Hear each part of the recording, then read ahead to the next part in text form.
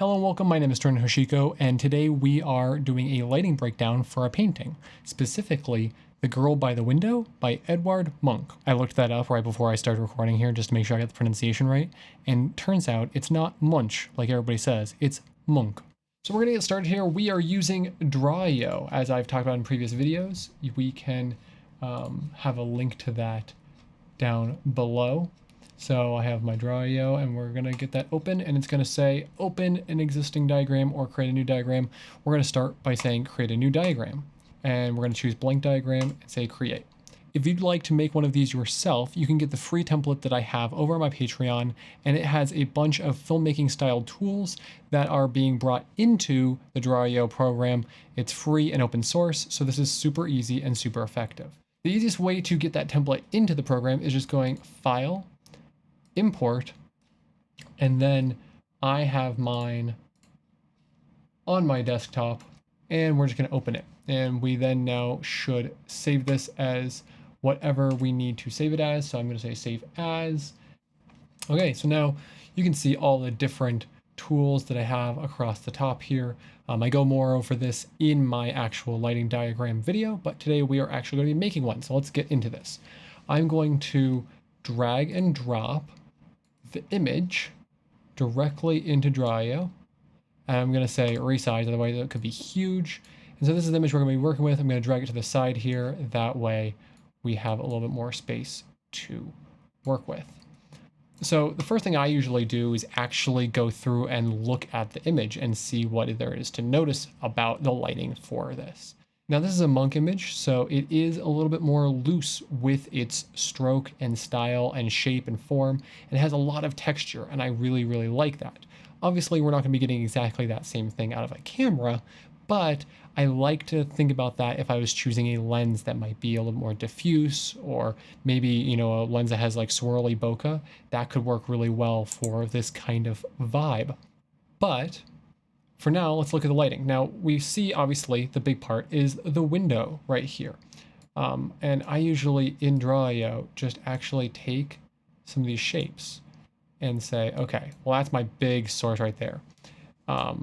That is obviously coming in, and that is very cool light. Now, she is also being lit from the back. You can see this edge of her dress right there is a little brighter. And that is more warm light, and that is definitely coming from inside the room itself. And we do have things like the lighting across here on the curtain that I also want to point out because that's coming from inside the room. We have a pretty even tone across the floor right here, but we do fall off. I mean, I'm going to call this a bed right here. It's obviously very loose in its form, but I'm going to call it the bed. Okay. Beyond the bed, we do have that fall off and it gets a little bit darker over by that wall. I think this is the corner of the room. So yeah, with this kind of in mind, let's start building. Now, the first thing that I like to do is actually build the room. So I'm going to just close that and I'm going to go down to floor plans and I'm going to just build out the shape of this room. Now, I think that there could be lots of different shapes for this room, but the easiest thing to do right now is just have it be a square. So that looks pretty good to me. And then now let's make sure that we can get a double door in here. Everything here is not going to be entirely to scale. Just keep that in mind. But here we are. If this was a set, you might be able to have a false wall or something like that. But if this is just a space that you're shooting in, then it probably would be best to make sure that you have all of these walls kind of mapped out a little bit to make sure you have enough space to actually work with. I said before that I think that that's a bed right there behind her. So I'm going to put a bed in here and I'm going to turn it. And then our person, we right click and say duplicate, and then we bring that in. And so now we have the basic setup. So one thing I do want to notice here is that there is a reflection. That's probably a lamp that's sitting on like a bedside table. And it is actually what is creating the light coming in from this direction. I think that's the direction of the light right here, and that would explain her dress, that shadow along, and this little light reflection in the window. Let's say we can do this in the back here. Now, if this was just a set, we probably would do something like have some greenery or, a backdrop back there. But if you want to keep it really, really, really simple, all you have to do is get a backdrop and put it out there, and that can be a black backdrop.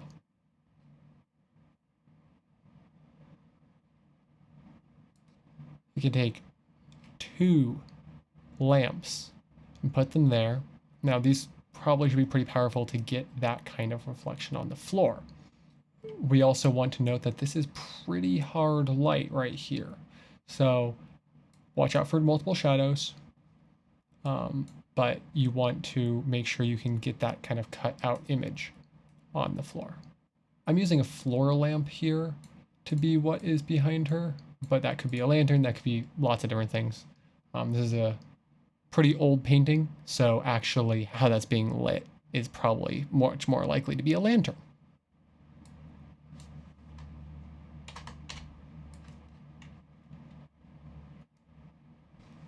Now, she does have a little bit of more of a shadow right there, so I think that you could take some negative fill,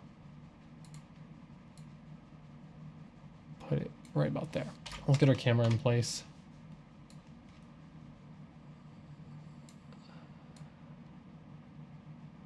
If we want to maintain the darkness on that side of the bed, we can just flag the wall just a little bit right here. It could be a style aspect with how loose these edges are, but since we do see edges that are a little more crisp, I happen to believe that these are being diffused ever so slightly. So I'm going to take a piece of diffusion and put it between our 2 harder lights and the girl, just to diffuse that a little bit. And that helps mimic the actual look of these curtains, which are helping with some of the diffusion. If you need extra exposure or you want to change things up just slightly, this is one option, basically. If you had one more lamp, what I would do actually is, instead of just using the lantern here, that aperture lantern, I would take that and put that as a more general space light kind of from this direction, and instead use like an octo softbox as that light source. Here, this is not super realistic because we are getting relatively soft light all over in the room and on her, even if it was a lantern, because lanterns would be traditionally a little bit harder of a light because of the size relative to the subject. In this case, since it is more soft overall, but we might want a little bit of a harder look, we can use that octo softbox here as that light path to actually illuminate, and then out here we are using that as the light coming in from the moonlight, and we want this to be blue, so we're going to use a cooling gel or set our white balance to make this cooler, and inside we're using warmer light. Now let's get this light path in place. Okay, and then our last light path needs to be put right here. Now this is much more of just like a general wash of exposure for the room. And this is part of why those flags will be helpful to control how that light is shaped across the space. But this is just to make sure that we get enough exposure. So this is if you have 4 lamps, 1, 2, 3, 4, and you have some of this grip gear. So if you didn't have this kind of grip gear, I would definitely say that having using a reflector instead.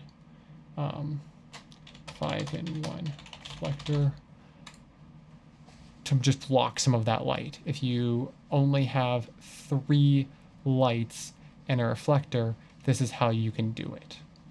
So we have 3 different options here. This is the cheapest and probably easiest one to manage.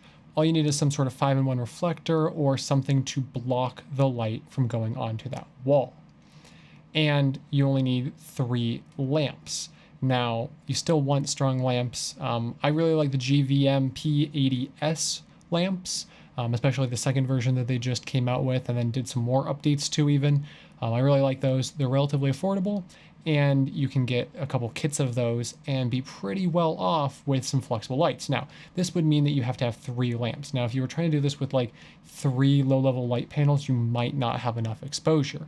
Remember, you want to prioritize having your image exposed properly, more so than the overall stylization. But at the same time, if you can't get to proper exposure, having it be more stylized can help with that. So there's a balance to strike. So this one's the easiest kind of one because you can just use diffusion. That could be a shower curtain. That could be another 5-in-1 reflector. It could be something to just get that light to be a little softer, and that's right there. We have 2 lamps that are pushing through that, and that diffusion helps mimic the curtains.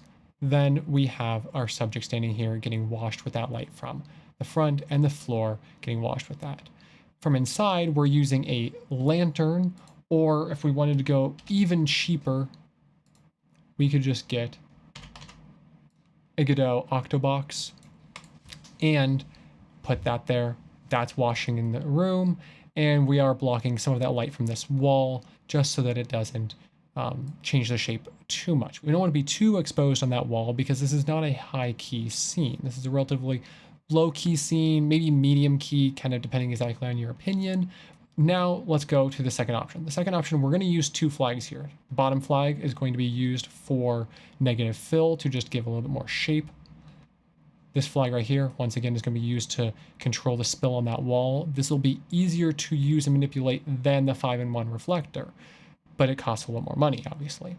Now here we're using some diffusion. Once again, it could be a shower curtain, it could be an actual silk, it could be a 5-in-1 reflector where you're just using the diffusion in the middle. We still have the 2 lamps. Inside, we are using a lantern to just get that soft light. Like I said before, up here, we could actually just replace that with an Octobox. It really could go either way. This will get you just a little bit more shape and a little bit more control of spill, but not as soft of light.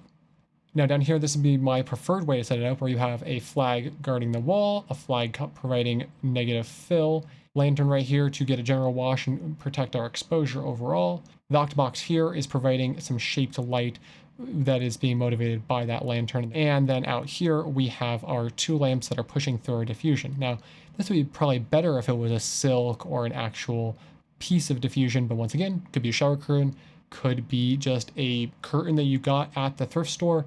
So that really covers it. That is 3 different ways to light this scene, ranging from a really stripped down version to a more complex version that gives you a little bit more control of actually how the space, the lighting, the feel is controlled by you as the director or director of photography. If you have paintings that you're interested in, really they should be public domain, but if you have a painting that you're interested in that isn't the public domain, you can like comment down below and tell me, and I will do a breakdown of it like this. I have more of these videos coming out soon. And like I said, if you want to get my template that has all of these tools pre-built for the free and open source Drawio diagram software, you can go to my Patreon, patreon.com/Trenton Hoshiko, and find that template over there. It's completely free. I just want to help people out. If you want to support videos like this, you can join my Patreon. You can donate on Ko-fi or buymeacoffee.com. I do have affiliate links in the video's description to some of the products I've mentioned or talked about and things that I use all the time in creating my videos. If you use those links, it's no cost to you, but it helps me support this channel. As always, if you have any questions at all, please leave them in the comments down below. I'm really eager to talk more about lighting. It's one of my favorite things. You can find me on all sorts of social media, from Twitter @Trenton_Hoshiko to Mastodon, Hey.Cafe, Tumblr, and many more. You can find all those links in the video's description down below as well. Thank you for watching, and do something kind for somebody this week.